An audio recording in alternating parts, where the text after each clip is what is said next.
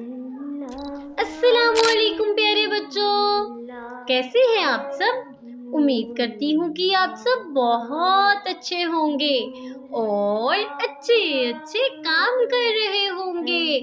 تو چلتے ہیں ہم اپنے سبق کی طرف۔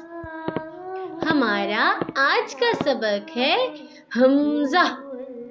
آج کے سبق میں ہم سیکھیں گے کہ حمزہ کا مخرج کیا ہے، حمزہ ادا کیسے ہوتا ہے، اور حمزہ کون سے حروف میں سے ہے، اور حرکت کے ساتھ حمزہ کی ادائیگی کیا ہے۔ ٹھیک ہے پیارے بچوں، تو ہمارا پہلا سوال ہے حمزہ کا مخرج کیا ہے؟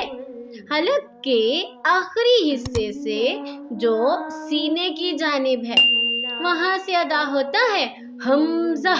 ٹھیک ہے پیارے بچوں، ہم نے اس کو تھوڑا سختی سے پڑھنا ہے، ٹھیک ہے؟ اور اب میں آپ کو بتاتی ہوں کہ حمزہ کون سے حروف میں سے ہے۔ حمزہ حروف حلقی میں سے ہے، ٹھیک ہے پیارے بچوں؟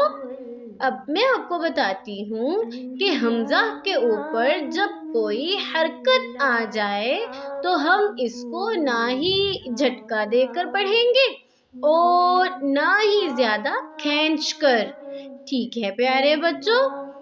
تو پیارے بچوں، اب ہم بڑھتے ہیں اگلے سوال کی طرف، یعنی حمزہ کی حروف مدہ کے ساتھ ادائیگی۔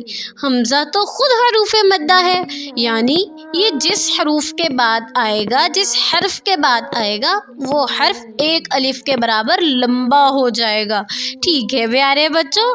تو اسی کے ساتھ مجھے دیں اجازت، اب ہم ملیں گے اگلی ویڈیو میں اگلے سبق کے ساتھ۔ پیارے بچوں، اپنا بہت خیال رکھیے گا۔ اللہ حافظ۔